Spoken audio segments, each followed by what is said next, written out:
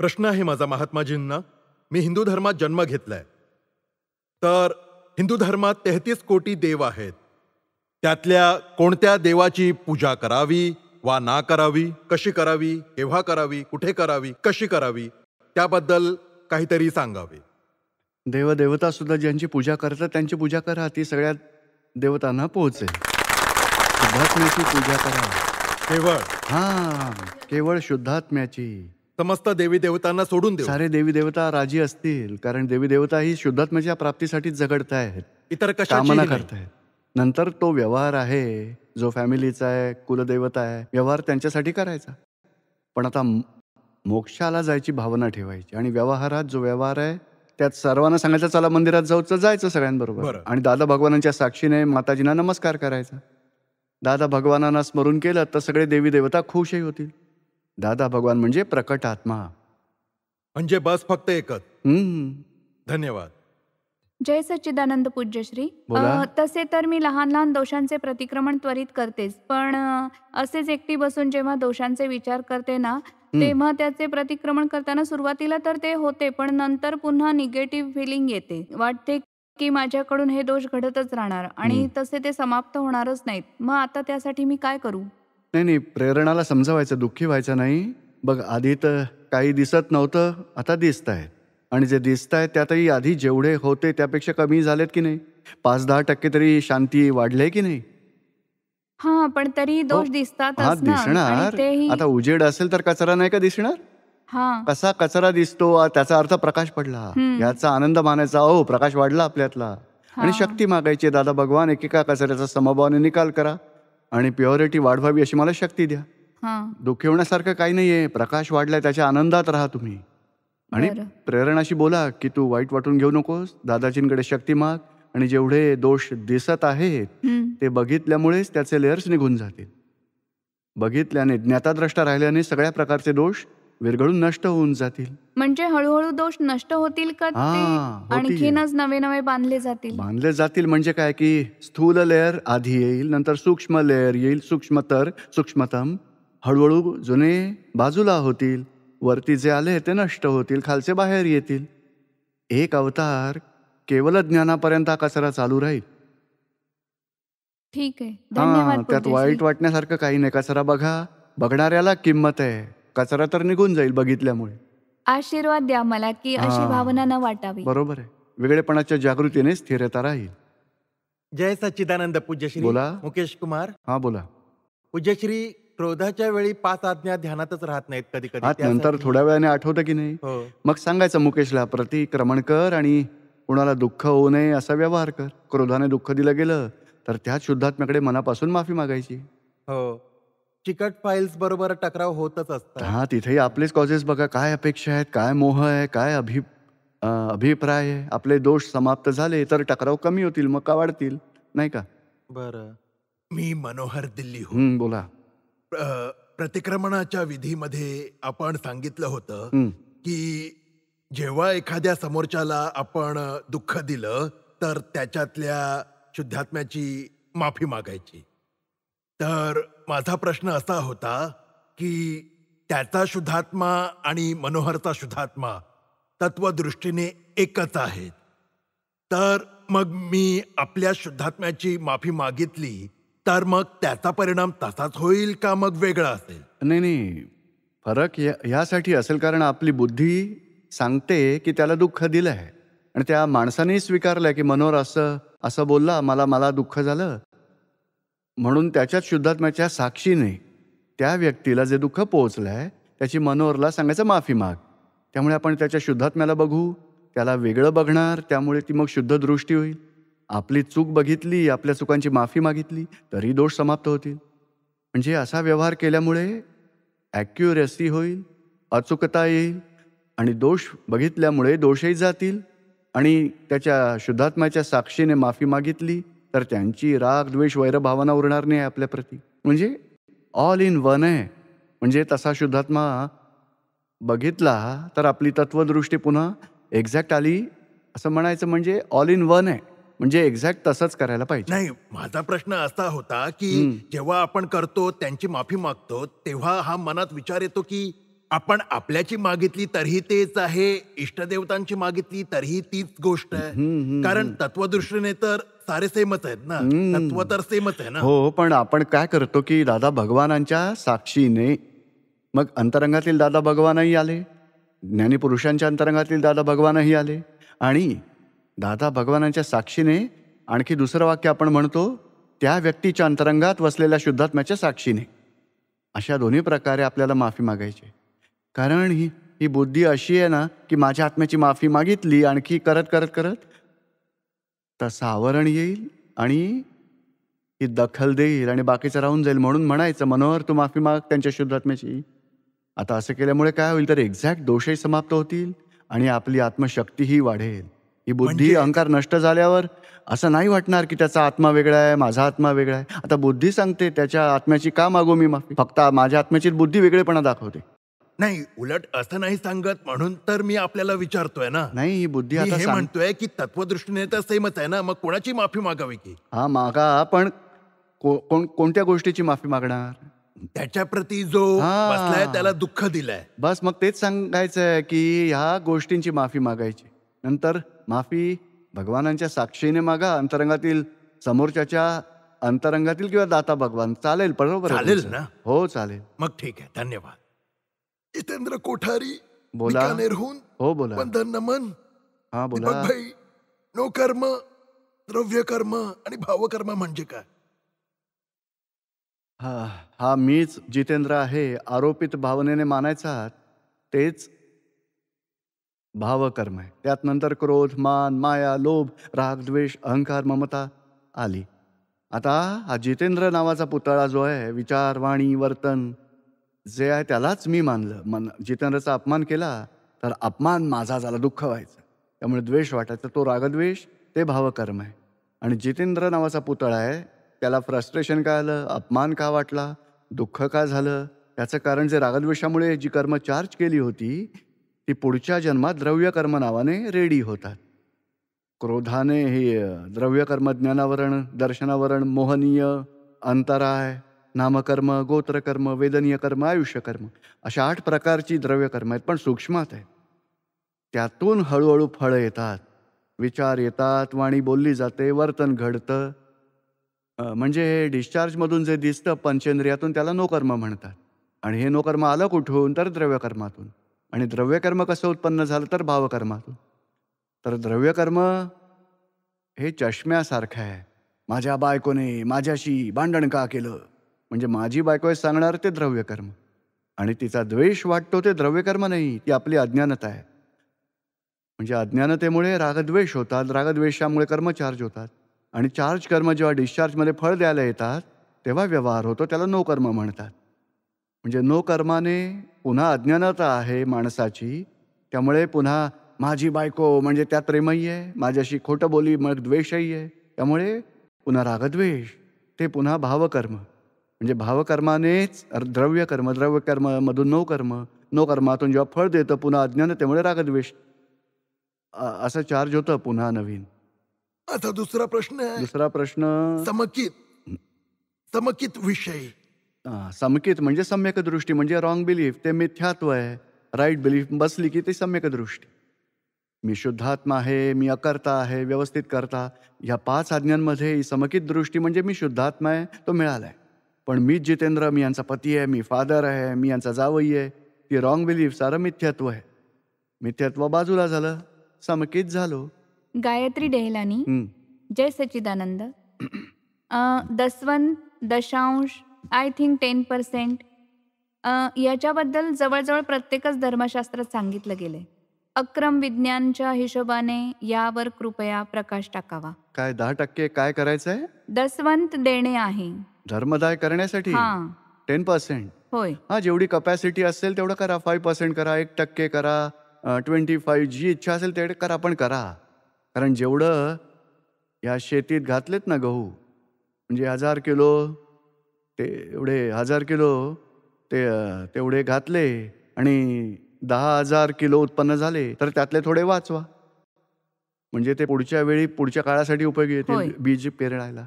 म्हणजे हा रिवाज बनलाय बघा, आपण आता भोगतोय, ते पुण्याचं फळ आहे. म्हणजे पुण्याच्या फळाने आपल्याला लक्ष्मी, सुखशांती, संपत्ती, चांगले घरचे लोक हे सगळं मिळतं. म्हणजे असं पुण्य बांधून ठेवण्यासाठी 5% 10% चॅरिटी कराल, तर पुढच्या आयुष्यासाठी बीज पेरणार बघा.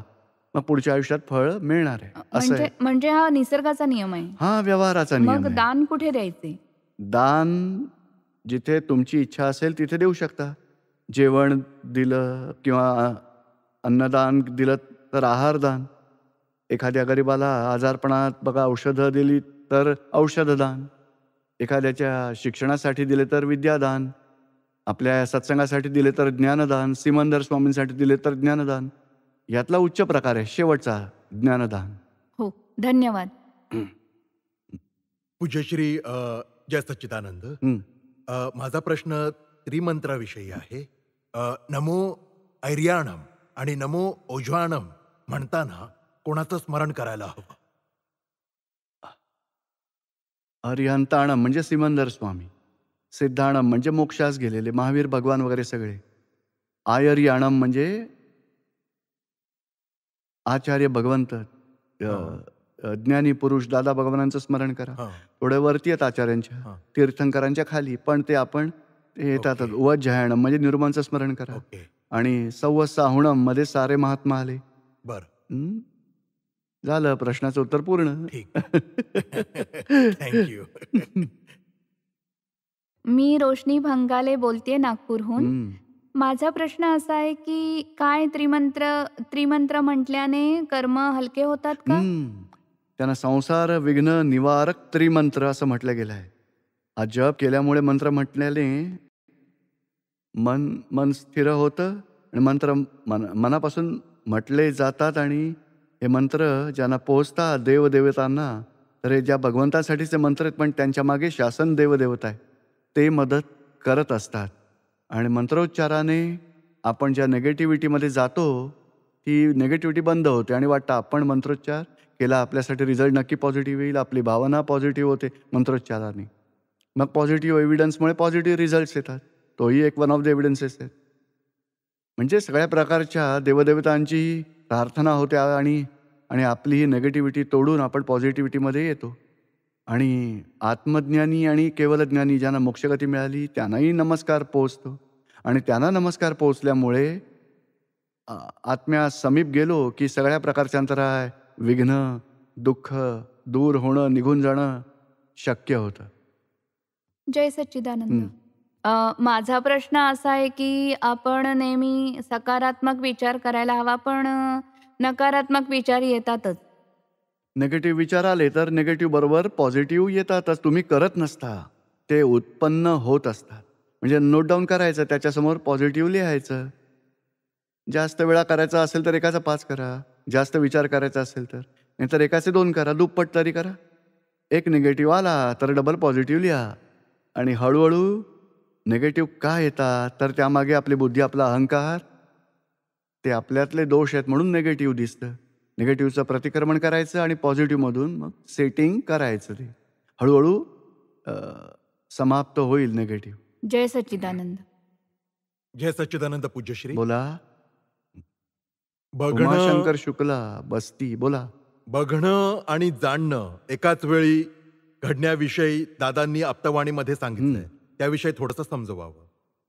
हे बघणं आणि जाणणं त्यात फरक आहे. जाणणं म्हणजे नाही का यांनी म्हटलं ना, कोणी जर अपमान केला तर मला राग येतो, नंतर तन्मायकार होतो, नंतर 1 तासभर तरी मी अपसेट होतो. खरोखर जाणून घेतोय पण बघत नाहीये. ते प्रकाशात घडतं. फाईल 1ला दिसतं, चंदूला दिसतं, मला नाही. म्हणजे काय होतं, सर्व जाणतो. ते जाणणं ते आहे, पण बघणं आणि जाणणं दोन्ही एकत्रच झालं तर आनंदच राहील. म्हणजे हे फाईल 1चं आहे असं बघायचं वेगळं.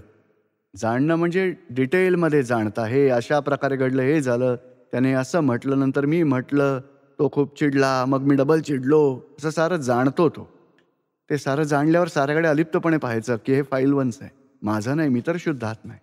आणि फाईल 1ला नंतर प्रतिक्रमण करायला, ही करून घ्यायला सांगायचं, म्हणजे प्रतिक्रमण. ठीक आहे. नंतर बघणं जाणणं हा आपला धर्म आहे. आणि जे घडतं आहे ते नैसर्गिक फळ आहे, हिशोब आहे. समजते आता हो, तुम्हाला? जय सच्चिदानंद. जय सच्चिदानंद गुरुजी. हो, बोला. मी किरण दौलतानी जबलपूरहून.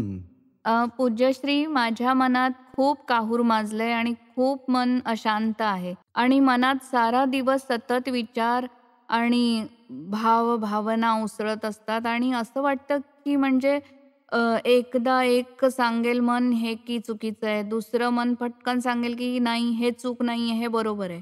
म्हणजे असं वाटतं की मनात सारा दिवस जणू कसली तरी चर्चा चालली आहे, असंच सारा दिवस माझ्या मनात चालू या असतं. मनाचं कसं आहे, आपण नाही का आपल्याकडे समजा एखादी खूप अशी खोल अशी विहीर असेल, त्यात बघा आपण डोकावून म्हणलं, "तू चोर आहेस." तर ती म्हणेल की "तू चोर आहेस, तू चोर आहेस, तू चोर आहेस." म्हणजे पूर्वभावात आपण जे काही शब्द बोलत होतो, आपली मान्यता होती की ते चूक आहे, हे चांगलं नाही आहे, नको करायला, असंच करायला हवं. जेवढे सांसारिक व्यवहाराबाबत अभिप्राय दिले, ते आज मन बनून आपल्याला रिप्लाय देत आहेत. आता काही करायची गरज नाही आहे. मन जे सांगताय ना, त्यावर एक उपाय. एकदा तुम्ही सगळं लिहून काढा. डोक्यातलं सारं काढून मग कागदावर उतरवायचं. दादा तुमच्या चरणी समर्पण आणि फाडून फेकून द्या. दुसरा उपाय हा आहे की एक ए 1 तास बसून दादा भगवानांचा असीम जय जयकार करा. म्हणजे मन तन्मयाकार होणार नाही. मनाला खाद्य द्यायचं नाही. मग ते विचार एक्झॉस्ट होतोच संपून जातील ते. आणि आपण मात्र राहणार आत्म्याच्या दृष्टीत. दादा भगवानांच्या असीम जय जयकार केलात तरी मन हळूहळू मग स्थिर होईल. कारण डिस्चार्ज ॲटम समाप्त होत जाईल, स्थिरता वाढेल. आणि तिसरा उपाय हा आहे की जे काही मन सांगताय ते नोट करा आणि त्याचं सॉल्युशन काढा. म्हणजे काय म्हणायचं आहे, काय म्हणायची इच्छा आहे, त्यामुळे त्याचं समाधान होत राहील, मनाचा विलय होत राहील. कायमचं हे सगळं संपुष्टात होईल.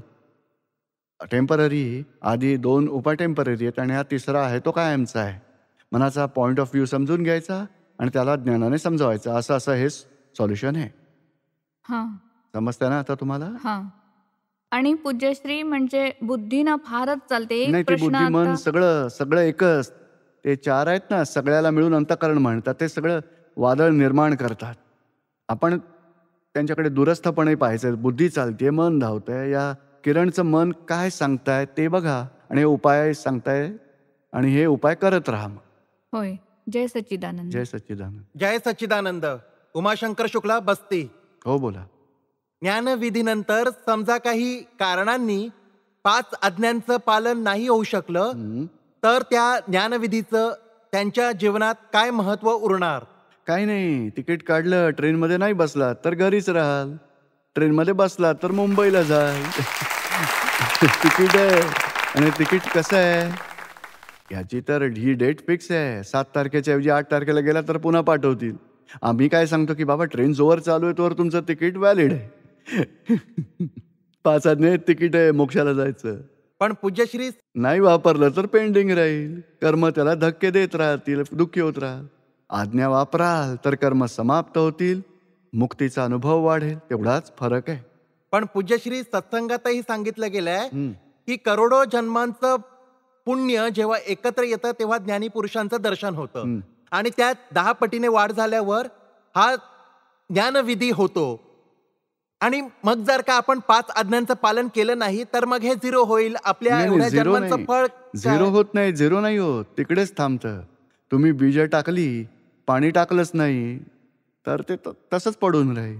पण पाणी घातलं, संवर्धन केलं, खत घातलं तर फळ येईल.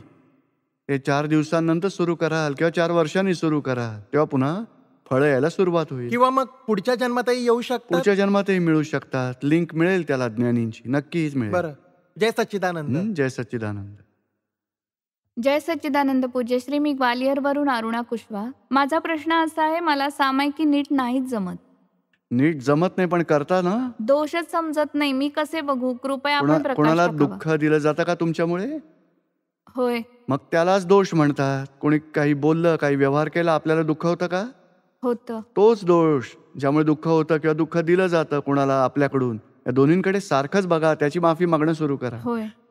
आणि मग हळूहळू पुढे जा. कशामुळे समोरच्याला दुःख दिलं जातं, कशामुळे माझ्यात दुःख उत्पन्न होतं, तो क्रोध आहे, मोह आहे, मान आहे, मनमानी करायची आहे, लालसा आहे, कोणत्या प्रकारचा दोष आहे तो बघायचा असतो सामायिकमध्ये.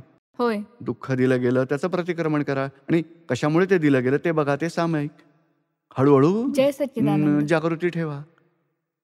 पूज्यश्री, आमची इथे धान्याची शेती आहे, हं.